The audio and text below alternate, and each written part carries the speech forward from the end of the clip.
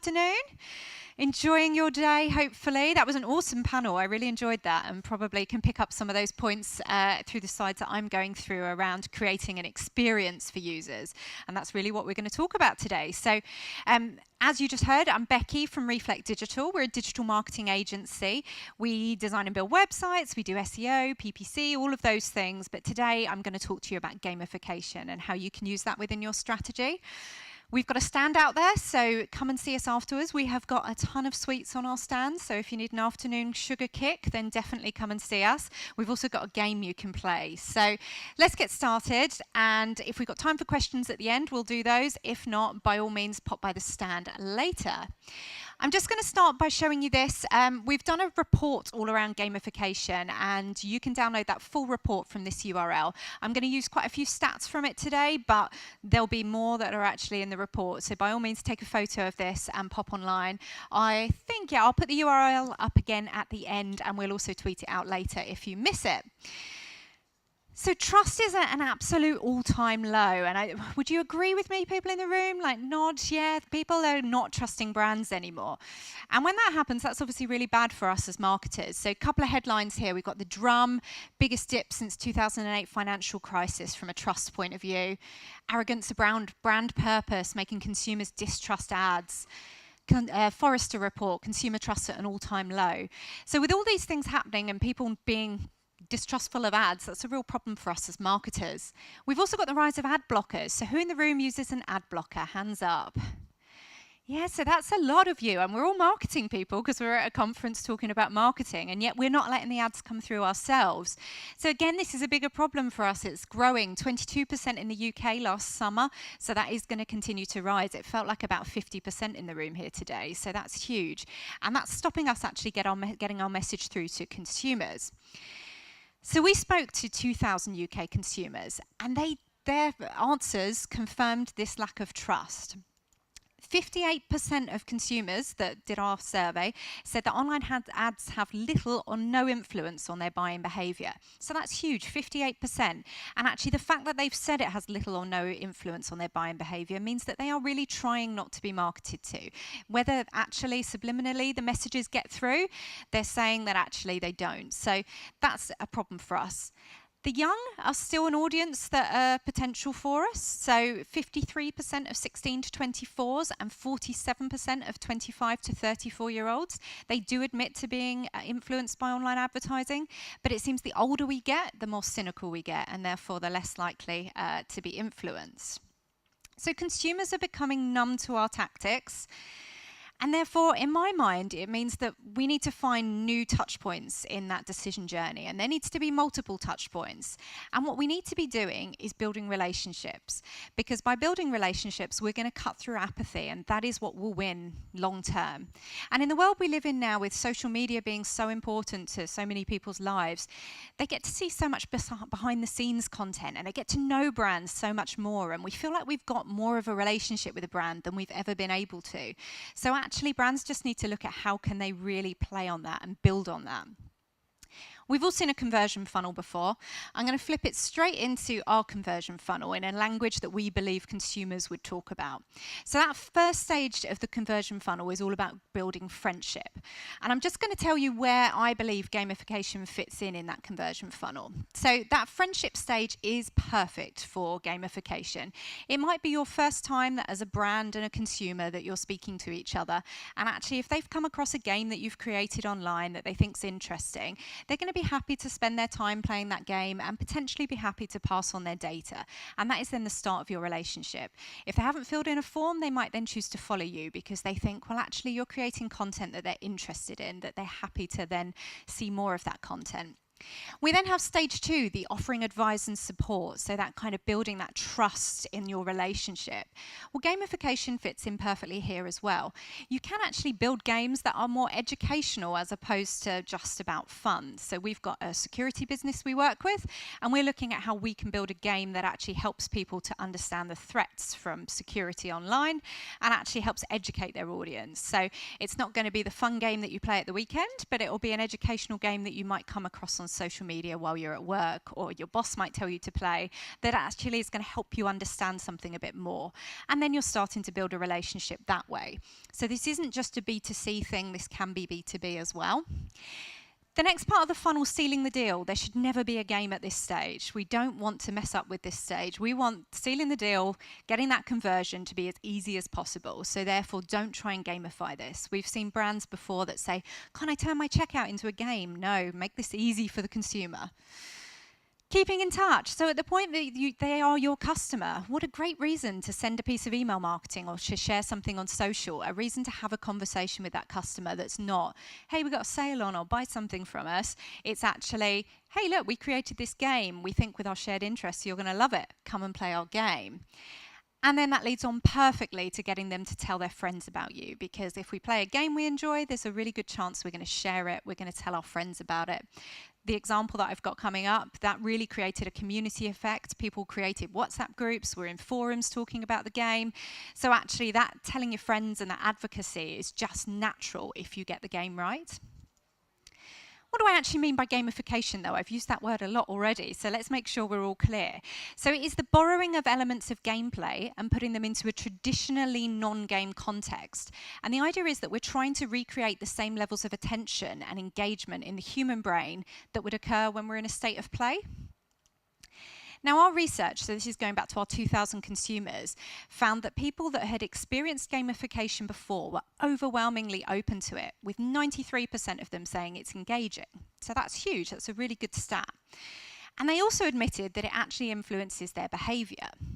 So 60% of those 2,000 people that we spoke to said they would be more likely to buy from a brand if they played a game that they enjoyed with that brand.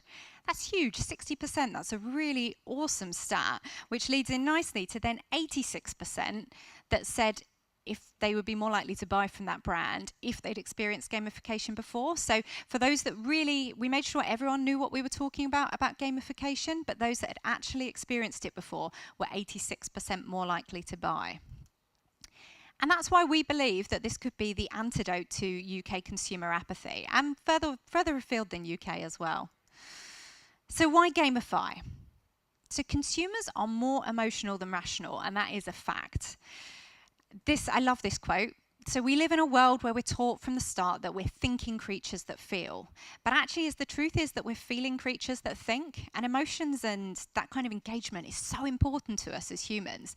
So getting that into your marketing strategy and through a game is a really great way to build an emotional connection with that audience.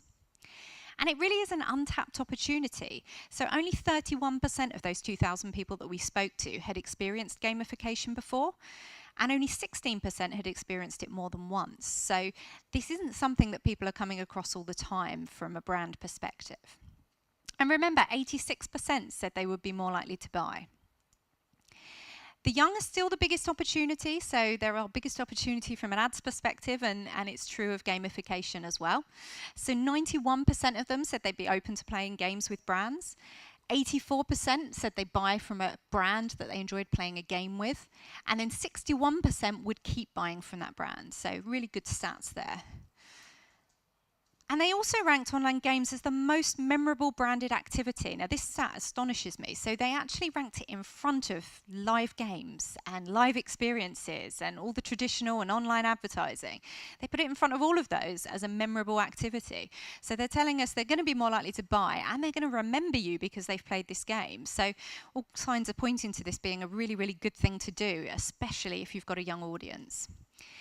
When it comes to female versus male, we might have traditionally thought that we'd expect to see men to be the more interested in gamification, but actually women came out on top on being more open to playing games with brands. So it doesn't matter really which demographic you're looking at, both are open to it. But let me take you back to the start. Like, why am I here today talking to you about gamification? As I said at the start, we're an agency, but why gamification? So back in August 2017, so we're coming up for 2 years ago, we launched a game. And the reason we did this, we did this as ourselves, as Reflect Digital. And bearing in mind, as an agency, we don't have a huge following. You wouldn't expect us to. I mean, our customers love us and follow us, but we're not a brand. We don't have a big stage. And especially in the football market, we definitely weren't a known name. So what we wanted to do was create a game and see what was possible. What kind of outreach could we do? What kind of backlinks from an SEO point of view could we get? What kind of PR was going to be possible from a standing start? So that's what we set out to try and do. So we launched Find 50 Clubs. If you want to try and play this later, this is the link you need to go to. This will waste a lot of your time. I'm very sorry, because it takes quite a while to complete. And I'll show you what the game looks like inside. Now, this is a one-page game. One page once you're in it. And I'll spoil one of the stats from later on because I love this stat. 15% of people that played this game spent more than 40 minutes in a session playing on this one single page. I mean, that's huge for anyone that looks at time on site and how long people spend looking at things and knows attention span. So you're probably thinking, what is this, looking at the screen? So it's a game whereby there's 50 clues and 50 clues to football clubs. And hidden in here, they're all there, but they're say what you see clues. So for example, I'll use the laser here. So we've got a pool down here with a bit of liver on it. It's Liverpool. So it's say what you see. So it's one of those things that actually it's better if you play it when you're talking out loud and saying the clues, because suddenly you say something and you go, ah, yes, I see, that's what they're getting at there. And you'll either get this or you won't get it. I think it takes a certain type of brain that either loves it or you hate it. A few of us in the office are not so good at it. I'm in that camp. But it's just a bit of fun, and we've gone on to create more of these. How do we outreach it? So we'd come up with this idea, but then obviously we didn't have the platform to get it out there as such. We didn't have that audience already. So we started our outreach to journalists, and we thought, well, sports journalists should be interested in this. So created a lot of outreach material. This was one of the pieces that went out to journalists. And we were talking their language, which I think was really important. So it's all kicking off soon. And some of the language here, you've impressed the scouts and made the Find 50 football club trials. So we were trying to really appeal to them and show that we understood what they're interested in as a sports journalist. And we were giving them a sneak preview so they could see the top corner and that there were 9 clues in there. And we were asking them, can you have a go? Tell us what you think. We then were contacting people through Twitter. So Twitter's perfect for finding journalists. And again, we're using their language. Warning, it's possibly more addictive than Football Manager. That's going to get a sports journalist's attention. So we went through that route, getting this information out, and this was in the lead up to launch. So this is probably up to 2 weeks before launch. We then continued the conversation to the point that actually Sport Bible agreed that they were going to post it on the day that we launched. They were like, we love this. So much so they gave us a quote that we could use on the homepage of the game as well. And that was just amazing for us because we were like, this is going to really help this rocket. Sport Bible, huge following. And it really did. So it made us reconsider our server setup before launch because within, I think, about 10 seconds, there was over 1,000 people on the page playing the game. We did a BuzzFeed game as well. So this was, again, part of the outreach stage at the beginning so that people could start to see what we'd created. We had 10 different clues that we put into the BuzzFeed game, and we just used that for outreach. And these were some of the links we got. We did get over 100 links in the end. So the biggest ones for us from a traffic point of view that still drive traffic today, and this is nearly two years later, Sport Bible, Planet Football, and Who Ate All the Pies. Betfair actually became a customer off the back of it. They loved it so much, they kept sharing it, and now we've built, I think, 6 games for them. We were award finalists for 2 different awards for this as well. But these were some of the stats. So bearing in mind, going back to thinking this is a standing start, we did not have the audience to talk to. So this was within 5 weeks. We spoke to over 54,000 unique users. Over 10% of them, so over 5,000, gave us their data. They were happy to fill in the data and save their progress. Only 3.4% completed the game, though, so that's we did make it really quite hard. Anyone from the US in the room? You were actually better at this than my fellow Britons over here, because I don't know why. You would have thought we'd be better at it. It's mainly UK clubs, but yeah, the Americans did better. But the social engagement was huge. We reached over 159 countries. It was just phenomenal. And then these were the stats after 2 months. So after 2 months, we were over 100,000 visits, and we literally still get people signing up every single day playing the game. So it really does have that longevity to it. But what made it so good? Well, it was the right demographic. So we'd picked a demographic that we knew were interested in playing games online, and we know sports fans do love to be better than each other and to answer quizzes, and it's just something that's built into being a sports fan, I think. So it was the right demographic. It was addictive. By having 50 clues, that's actually quite a commitment to get to the end of it. So you don't want to leave it. You want to keep going. It was challenging. So some in there are quite easy. Liverpool, once you kind of understand what you're doing, like things like the Liverpool one are quite easy to get. But then there's some in there that, wow, you will be scratching your head trying to work out. The length of game, and I think this is probably one of the really clever parts of it, the length of game. Because it is such a long game to complete, people are very likely to want to sign up and save their progress, because at the point that you've got 15 out of 50 or 20 out of 50, you're not going to want to just leave that and have to go and answer them all again later on. You're happy to sign up, save your progress, and come back later. And at that point, we'd built in some email marketing so that they would get a reminder the next day if they hadn't come back to say, don't forget, you should come and play the game. Again, that was very much written in the sporting language to really appeal to the user. We had the right outreach strategy, so you'd hope we were good at that as an SEO agency. So we had that bit planned out, and we'd really thought about where we wanted to get our links from. And there was not a whiff of a sales message, and I think that's really, really key for anyone thinking about gamification. It is not about selling, it is about relationship building. And obviously we didn't have anything to sell to them because we weren't expecting this wide football audience to want to buy websites or do SEO. So it was easy for us to not have a sales message, but I think that's one of the key things to take away from today if you're interested in gamification, is that it's not about selling. And we really created a community effect. People were helping each other out, and this was one of my favourite things that just naturally happened from it. We spent a lot of time actually answering people on social media, and that was one of the things that maybe we'd been less prepared for. We didn't realise how many people would be engaging, and literally between about 6 of us in the team, we're sitting there till midnight answering people, asking for clues, etc. But suddenly, after a couple of days, we'd get a notification, someone's asked for a clue, and you'd log onto Twitter and you'd be about to respond, and then you'd be like, oh, someone's responded for me. And oh, they've responded how I'd have responded. They've actually just given another clue. They've not told them the answer. And suddenly this community were helping each other out to play this game, and they didn't know each other either. So it was just this lovely effect that was happening, and it was just natural because people enjoyed the game. There was also a lot of activity in forums. Now, as an SEO agency, as part of what we do, the word forum should never really be mentioned, and we wouldn't want to be anything to do with forums. But actually, in this setting, it was perfect because there's so many sports forums, and people were talking about it, they were creating threads about it, and we were able to join that conversation as well. And the social conversation was huge. My favourite is down here, Dominic. I'd love it if he was in the room. He was so proud he was going to put it on his CV. Like, people would just literally, some of the things, people were saying we'd ruined their day. They'd like literally sat at work doing nothing all afternoon. I was hoping their boss wouldn't see it.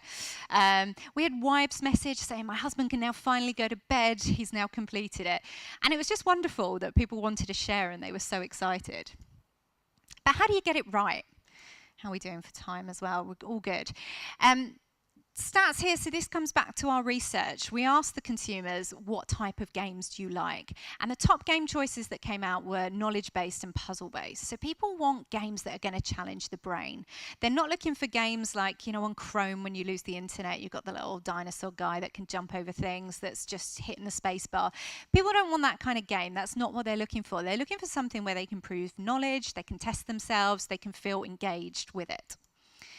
And it needs to be part of an integrated digital strategy. So please do not go away from today thinking, I need a game and I'm just going to go and do one. Because it really needs to be part of an overall strategy, and then it really needs to be thought behind it. So many brands throw away money on games, and I've seen it happen so many times, and I'm more aware of it now. It's something that we do. Whenever I see a brand launch a game, I go and look at it and I try and work out what are you actually getting from this, and often you can't really see what they're getting from it. And there are so many benefits to it, which I'll come on to, and you just have to have those seeded in there correctly. So the do's of gamification. So if you're looking at it as a PR and an SEO strategy, which is a really good way to look at gamification because there's a lot of links you can grow from it, it's got to be link worthy. So it's got to be something that if you want to get it into a top tier publisher or you've got particular sites that you would want to link to it, you need to know that it's going to be link worthy and something they'd be interested in. You must not hang all of your goals on just one outcome, though. You need to be thinking about multiple types of goals that you might get from it. So some of the key things that we say from gamification, so you've got the PR coverage, and actually that can be absolutely huge if you get that right, and then that naturally leads to the links. It's also the data, so the customer signing up to say they're happy for you to contact them again in the future. Now, you might need to dangle a carrot for that, so there might need to be a prize draw, or it might be that your game is just long enough that they will want to sign up and save their progress. And then we've got this idea around consumer insight. This is something that we've not done yet with a customer, but I've got lots of ideas on how we might do it. And probably the easiest example is maybe in the fashion arena. So it might be if you were a fashion brand that you could look at having some kind of quiz. And in that quiz, you might plant some questions that are very much based on, say, celebrities and influencers, and then some that are very much around trends and colour maybe, and that type of thing. And then quite quickly, if someone can't answer or get the questions right on the celebrities and influencers, then we start to know they're not interested in that. So actually, let's move them into bucket A, which is our bucket where we're never going to email them saying Holly Willoughby wore our clothes or whatever. We're going to email them a lot more about trends and what's going on, but not the influencers. And that's just a really easy way that you could do that and build that in and start to then make your marketing more targeted based on their likes and dislikes. And there is so much more. If you are thinking about linking and building up links back to the game, then you really need to make sure you're considering that audience and considering where you'd be getting those links from and if they're going to be relevant and interested. You might also want to think about making your game embeddable so that they can actually hold it on their site. So that's how Sport Bible did it. They embedded our game and linked back to us from there.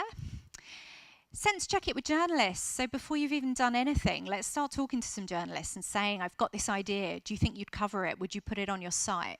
Also start thinking, is there a hook? You're not guaranteed to get coverage from a game if there isn't a hook.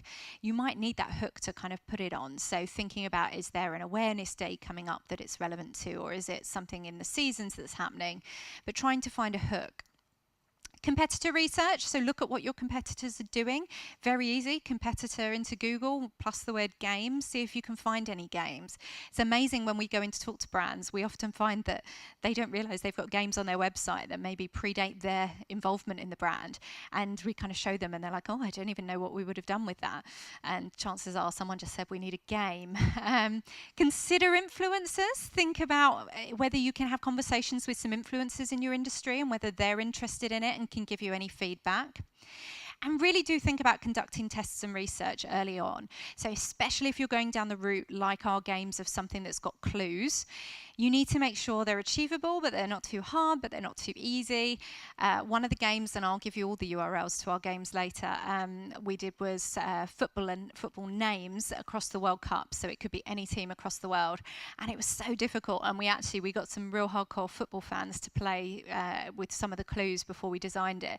And quite quickly we ruled some out because we just realized they were just too difficult. So you've just got to get that balance right. Think about motivation. Do you need that carrot dangled to be able to get them to want to hand over their details? Make it competitive. Think about league tables. Think about how you might have something to make them be able to have their name on the wall, showing how great they are. Think about achievements. So with our Find 50, we've built in a couple of screens that happen as you're going through to say, well done, you're doing really well, and to kind of help push them along. We've now, for another client, done it so that as you're going through, you get prizes. So maybe 10 clues in, you get emailed a discount voucher, that type of thing. And then think about how you're going to track success and what does success look like. So going back to all the different ways that you might be able to get results out of it, think about how you're going to track that. We also use Google Tag Manager all over the game. So we're tagging up wrong answers. That can just be a bit of fun in the office to see what people have put, but it also might give you a PR spin-off story. If there were lots of wrong answers in a particular way, there might be something fun you can do with it. Think about all devices. People are likely to play this on mobile, so make sure it works. And think about a series of games. If you're going to invest in having a game built for you, don't just necessarily do one thing with it. Think about, well, could we maybe appeal to 3 of our audiences? Let's spread our bets a little bit on this one and be able to actually learn from the first game and put that into the next 2 games. The don'ts. I've covered this. Do not make it sales focused. Do not make it too complicated, and don't data capture too early. So we definitely don't want to ask straight away for their data. We need to build into that and get to that point once they're comfortable and they're on board with you. What can you expect to achieve? So GDPR compliant data, that's a great one that you can get out of it. You've got to make sure you get your tick boxes right. Engagement. Increased social following, so we always traded a social follow for a clue, so they needed to follow us if they wanted a clue. Links, PR, traffic, so think about what you can do with that traffic with remarketing. Insight into your audience, a chance to change the narrative. So depending on what your business does and whether maybe there's a lot of negativity that happens, sometimes if you can put something out that's a really fun thing that you're just doing for your audience to have a bit of fun, it's a great way to change that narrative. And then it's just an awesome brand experience for your audience. It's just a bit of fun. It's you being human to human with them rather than just trying to sell to them. You then have the longevity. As I said, 2 years on, we still have people playing our game. So you may only have a set time period where you're giving a prize away, but as long as it's good, leave it up there. Make sure the T's and C's are clear. You still can't win anything, or you can't win anything now, but have it there and you will continue to get data. What next? Think about the email journeys you might plan out the back of it to try and build them up, especially if it's a brand new contact to you. Put them on a welcome journey so that they can learn about your brand. Think about retargeting. And then just onto a couple of games. So if you want to take photos, this is the one that I said is really hard. This is finding 50 players. So yeah, really tough game. We then have the clubs again, if anyone missed that earlier. Then for you sweet fans, we actually have this on our stand with a 90-second timer to see how well you can do. So this is sugary things, anything from chocolate through to classic sweets. We have one that we did for Caesars Entertainment, which is films. So films that include casinos. That's really good for any film buffs out there and a good bit of fun. And then, as I said at the start, this link to download all our research, and this link if you want to download all of the slides today. We haven't got time for questions, but I will be on the stand. We're right in the middle near the stairs, and don't forget we do have sweets even if you don't have questions. Thank you so much for listening, and enjoy the rest of your day. Thank you. Thank you so much, Becky. That was absolutely wonderful. Thank you so much.